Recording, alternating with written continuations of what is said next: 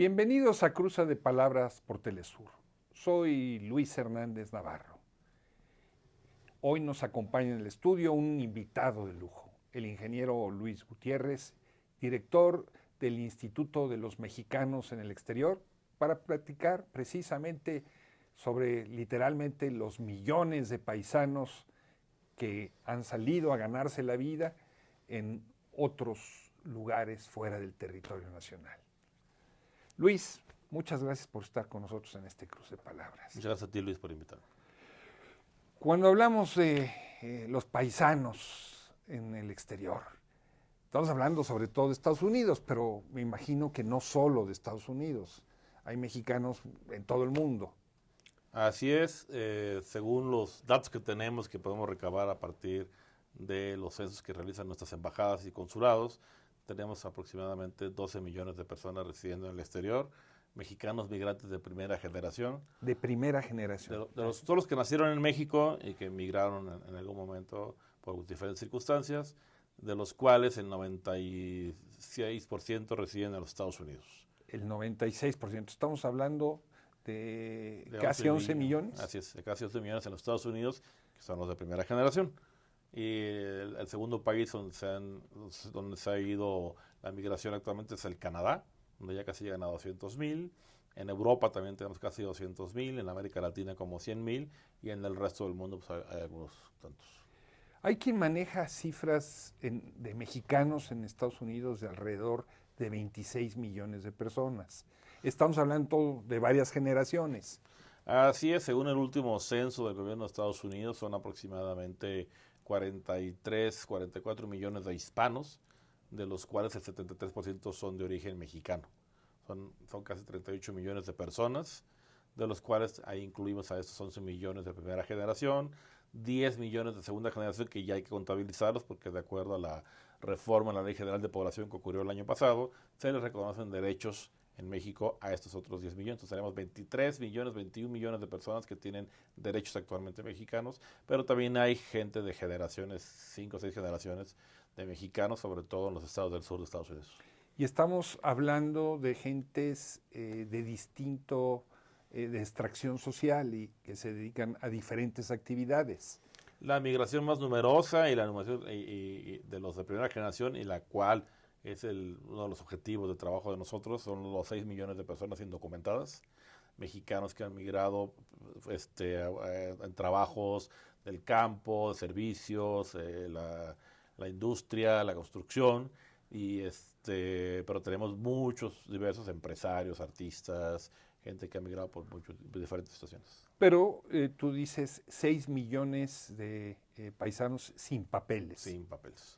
¿Y en su mayoría que son hombres o mujeres, Luis? Son más hombres y son fundamentalmente trabajadores del campo, trabajadores de la construcción y son los que se convirtieron durante la pandemia y se les tuvo que reconocer en los Estados Unidos como trabajadores esenciales. Son los que mantuvieron funcionando la producción de alimentos, la construcción, los servicios en Estados Unidos y son aproximadamente 6 millones de personas y son muchos de ellos que se van moviendo con las cosechas, con los temporales y muchos de ellos pues, que viven en el anonimato, viven escondidos precisamente por el tema de los papeles. Estamos hablando de una población que el año pasado envió a México alrededor de 45,000, 46,000 millones de dólares de remesas. Eso solo se puede explicar a partir de que mantienen vínculos muy estrechos con sus comunidades de origen. Sí, fueron 46,000 millones, no, fueron 43,000 millones en el 20, en el 21 son casi 50,000 millones. Casi 50,000. Casi 50,000 millones de dólares. Mucho tiene que ver precisamente con los recursos adicionales de inyección que hubo por parte de la administración Biden para los trabajadores, cheques que llegan todas las semanas a las familias, entonces hay un excedente económico que se está enviando hacia México, pero sí, efectivamente, muchos de los migrantes de primera generación mantienen vínculos con sus comunidades de origen, con padres, hermanos, hijos, esposas, y siguen apoyando a sus familias de enviar recursos y precisamente, pues como ha dicho el presidente, fue esencial ese envío de recursos que permitió que México no tuviera una crisis económica mayor y que hubiera economía funcionando en pueblos y en comunidades pequeñas en México. ¿Y este patrón se reproduce también en Canadá, Luis? En Canadá también hay envío de remesas, no tienen la magnitud de lo que se envía de los Estados Unidos, y en Canadá tenemos un porcentaje amplio de trabajadores que van al campo. Tenemos el programa de trabajadores agrícolas temporales, 30,000 trabajadores que van cada año, y ellos también remesan. Entonces, pero no es, la proporción obviamente es diferente. ¿Tú dirías, a partir de tu trato con los líderes, de tu experiencia en la relación con los consulados, que esos mexicanos mantienen su cultura, su idioma, o la tendencia es más bien a dejarla atrás y asimilarse? Hay diferentes generaciones, incluso hay generaciones de mexicanos o de origen mexicano que no hablan español. Hubo una época en los Estados Unidos en los que los propios padres no incentivaban el aprendizaje de la lengua materna, sino que buscaban más una inmersión en la sociedad en la que estaban residiendo, y se perdió lengua, se perdieron costumbres, se perdió cultura. Y ahora tenemos precisamente es uno de los retos, recuperar y mantener el vínculo con personas de origen mexicano que ya al nacer y vivir en otro país, pues van distanciando, se van perdiendo el vínculo. Sobre todo quienes ya no tienen familia en México, pues ya no tienen mucha relación con el país de origen de sus padres o abuelos, ¿no? Vimos muy claramente durante la administración Trump, pero no es exclusivo de ella, una campaña de estigmatización hacia los migrantes, a los mexicanos, pero no solo a los mexicanos. Son los mexicanos feos, delincuentes, que violan las leyes. ¿Qué tanto ha impactado eso en la vida diaria de quienes migraron? Si hablamos de una población en general de origen mexicano de 38 millones de personas, y de hispanos, que son casi 45 o 46 millones de personas, y ver las estadísticas de población en cárceles, de delitos cometidos, es menos del 1% de esta población que ha cometido algún delito. Y la mayor parte de las infracciones o de delitos por los cuales muchos están presos es por cuestiones de migración. Entonces, realmente el porcentaje de crímenes violentos por parte de comunidades hispanas en comparación con otras comunidades es mucho menor. Pero sí, esta administración que hubo durante la administración Trump golpeó fuertemente a las comunidades e incluso provocó flujos migratorios de Estados Unidos hacia el Canadá, de gente huyendo de los Estados Unidos, y sobre todo en lugares muy conservadores en los Estados Unidos, donde hubo crímenes de odio, hubo muchas agresiones que actualmente las estamos padeciendo. Ahorita, con la llegada de los demócratas al poder, como que ha bajado un poco el tema de la xenofobia, pero sigue siendo un tema que afecta a las comunidades. Pero también coincide con un momento en el cual el orgullo de la mexicanidad, la recuperación del lenguaje, el orgullo de hablar español, esta gran presencia de jóvenes, de niños, que son la población mayoritaria en las escuelas, en distritos escolares como Texas o California, Arizona, Nuevo México, Illinois, Nueva York. Entonces está habiendo nuevas generaciones de mexicanos o de origen mexicano que le está dando mayor peso a la comunidad hispana en los Estados Unidos. Entonces, hay un empoderamiento y una recuperación del orgullo de ser. Entonces lo ves en más actividades culturales, en más actividades deportivas, y en más presencia de la comunidad, aunque falta mucho trabajo por hacer. Hemos visto también un fenómeno muy interesante, que es que esos mexicanos han renovado y revitalizado el sindicalismo estadounidense en áreas como la hostelería, como los jornaleros agrícolas, por supuesto. Se han formado como dirigentes sindicales, se han venido transformando. ¿Cómo explicarte eso? Incluso hoy por hoy hay un gran reto, porque a partir del Tratado de Libre Comercio, la versión TEMEC, y el cada vez más creciente flujo de trabajadores hacia las industrias de construcción, de hotelería, restaurantes, servicios en general, hay mayor presencia de trabajadores de origen mexicano o mexicanos como tal, lo cual ha provocado que se empiecen a preocupar dentro de Estados Unidos las grandes centrales sindicales en el tema de la defensa de los derechos laborales de sus trabajadores. Incluso ya hay quien plantea que deberíamos tener actividad comunitaria de educación sobre derechos laborales y hacer más trabajo con ellos. Pero eso es algo que está todavía muy incipiente, pero tiene que ver mucho con el peso cada vez mayor de los trabajadores de origen mexicano en estas industrias, que son las que más generan empleo. Y hoy, por darte un ejemplo, industria de la construcción o industria de las tecnologías, hay más de 1 millón de empleos sin ocupar y están demandando mano de obra. Y esta va a provenir fundamentalmente de México y del Triángulo Norte Centroamericano. O sea, este proceso migratorio se va a mantener. Durante los últimos años se vio, sobre todo en la administración Trump, se vio decrecer los flujos migratorios de mexicanos hacia los Estados Unidos. Se aumentó sobre todo Centroamérica, pero ya hay datos del último año en que se empieza a recuperar la migración mexicana hacia los Estados Unidos. ¿Te parece, Luis, si vamos a una pequeña pausa? Adelante. Amigos, amigas, no se vayan, vamos a seguir esta interesante charla en muy breves instantes.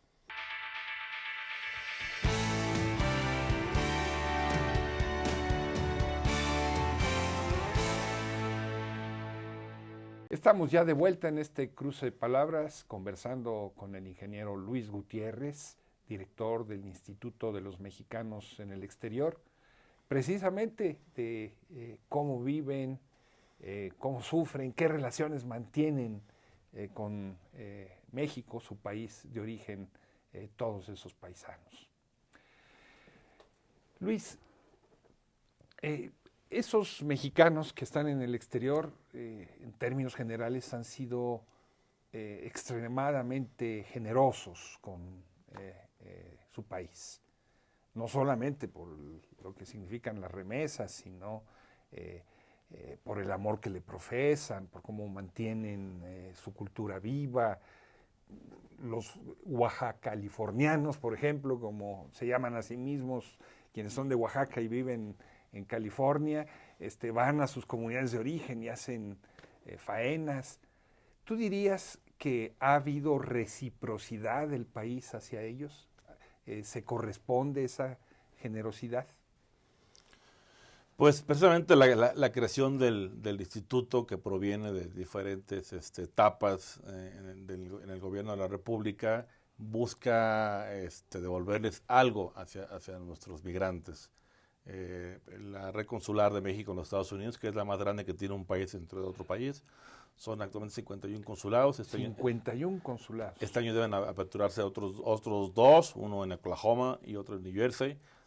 Te habla del crecimiento poblacional y de las necesidades de atención, sobre todo lo que se conoce como la trípode consular, donde hay una área que se dedica a expedición de pasaportes, de documentación, un área de protección donde están los abogados que ayudan en temas migratorios o en temas penitenciarios, en temas de juicios, y el área de comunidades, que es donde buscamos ofrecer y acercar servicios hacia nuestras comunidades en temas de salud, educación, cultura, vinculación, deportes.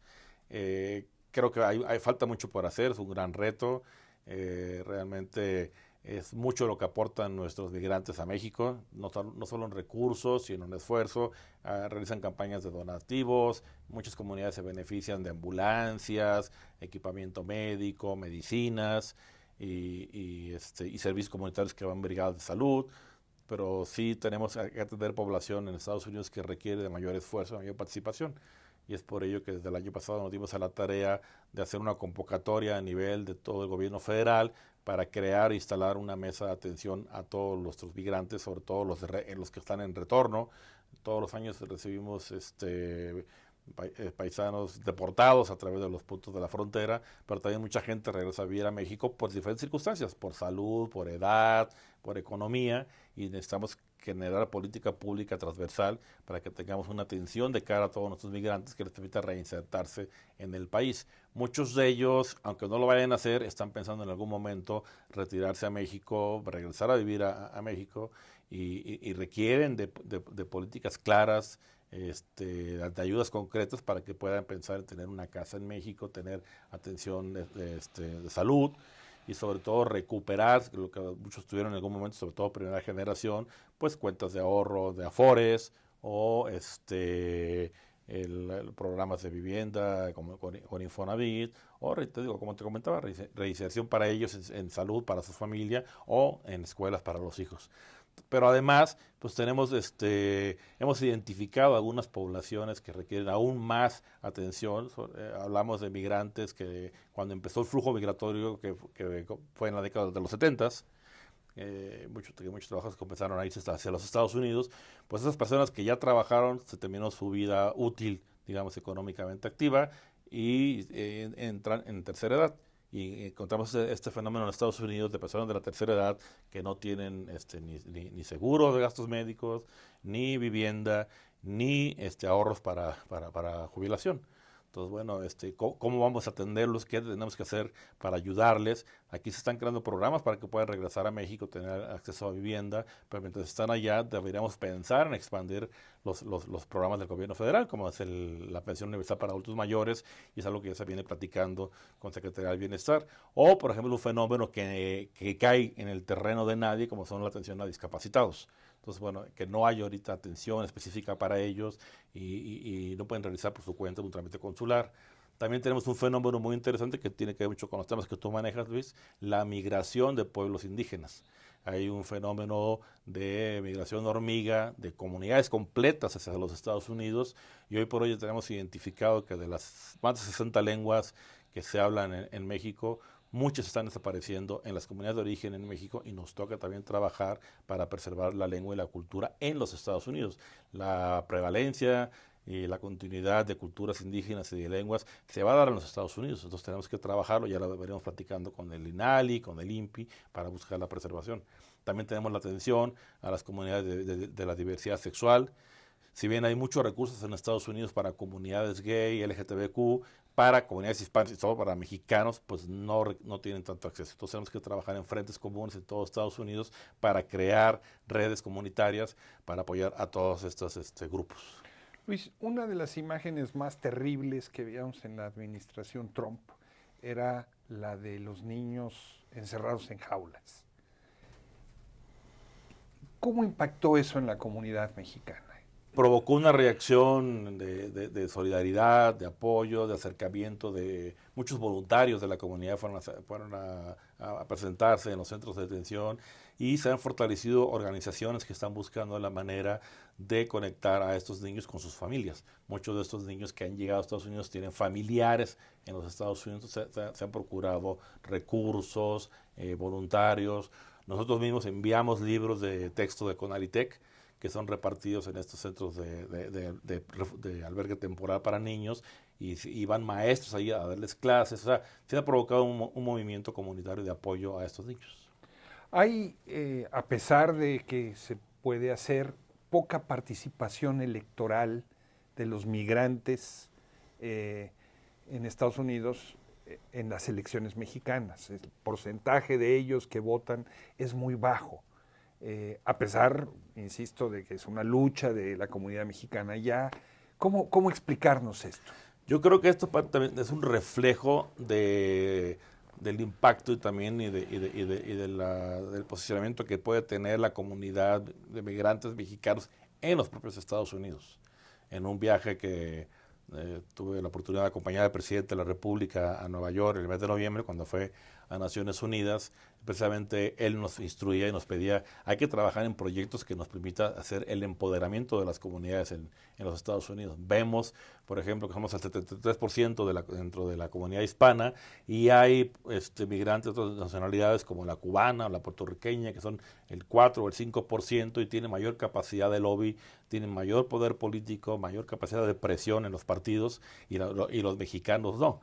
Y eso se puede explicar un poco porque el fenómeno de la migración en una primera instancia pues eran personas indocumentadas. Entonces el asunto de andar sin ser muy visto, sin hacerse muy público, pues como que ha permeado en generaciones, y nos toca trabajar con ellos precisamente para que, uno, impulsar que se hagan ciudadanos, que dominen el inglés, y ayudarles a tener acceso a educación superior, y buscando movilidad social, empoderamiento, y también hacer trabajo con organizaciones que trabajan en Estados Unidos, precisamente promoviendo el voto hispano, promoviendo la participación política, y con todos los signos políticos en los Estados Unidos, para que la gente se anime a participar. Y ya vemos gente, jóvenes, tomando posiciones como concejales en distritos escolares, en distritos en algunos condados, pero falta que eso se masifique a nivel nacional. Entonces, eso lo vemos reflejado en Estados Unidos, en México. Si viven en Estados Unidos y acá no ven el para qué participar, pues necesitamos impulsar reformas constitucionales en los estados para abrir el voto, para que se pueda elegir a cualquier nivel de autoridad. Se presentó recientemente en conjunto con el gobierno del estado de Hidalgo una reforma constitucional para crear la figura del diputado migrante, del regidor migrante, y abrir el voto en el exterior para gobernador, diputados estatales y presidentes municipales. Y nos vamos a dar a la tarea, junto con el área política de la Cancillería, de hablar con todos los gobiernos de los estados para abrir esto. En la elección del año pasado vimos, por ejemplo, que solo participaron 18,000 personas del exterior, pero la mayoría de ellos votaron son originarios de la Ciudad de México, y había un fenómeno. Por primera vez se creó la figura del diputado migrante de la Ciudad de México y se pusieron candados. Solo podía ser electo un migrante y solo podía ser electo por migrantes. Entonces ya ahí estamos garantizando que quien representa a los migrantes realmente sea la voz de los migrantes. A eso tenemos que caminar en el resto del país y abrir también, por ejemplo, en las federales la posibilidad de votar por diputados federales. Entonces, bueno, eso va a motivar que la gente tenga el por qué votar, pero además bajar la capacidad de incidir en política pública y en asignación presupuestal a nivel de municipios va a darles un sentido de por qué participar. Hoy por hoy los buscan cada 3 años o cada 6 años para que emitan un voto, pero no ven el sentido para hacerlo. Hace un momento hablaste de acceso a la educación superior. Esto tiene, entre otras cosas, como trasfondo la famosa lucha de los Dreamers, ¿no? ¿Cómo le explicarías tú a quien no está familiarizado con esta problemática de los Dreamers, en qué consiste y qué medidas se están tomando? Pues son actualmente jóvenes mexicanos, nacieron en México, que fueron llevados de pequeños a los Estados Unidos por sus padres, los cuales en la mayor parte de los casos entraron de manera no oficial a los Estados Unidos y por lo tanto pues, los hijos entraron en la misma situación.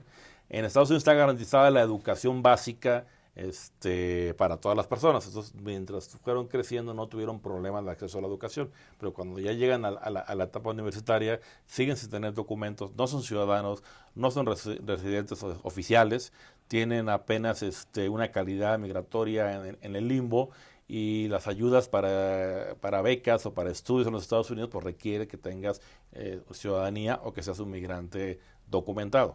Entonces, tenemos 500,000 de jóvenes en esta situación en los Estados Unidos, muchos de ellos sin acceso a educación superior, y nos toca impulsar precisamente becas para ellos. El año pasado tuvimos un convenio con una organización que nos ayudó a conseguir 800 becas de universidad completa para igual número de jóvenes. Este año estamos repitiendo con esta organización, pero el reto es enorme, son 500,000 de personas. Pero también tenemos a un grupo importante de jóvenes de escasos recursos, de origen mexicano en todas las ciudades, que también requerimos buscar fondos. Nosotros destinamos la mitad del presupuesto del instituto para becas precisamente de educación superior.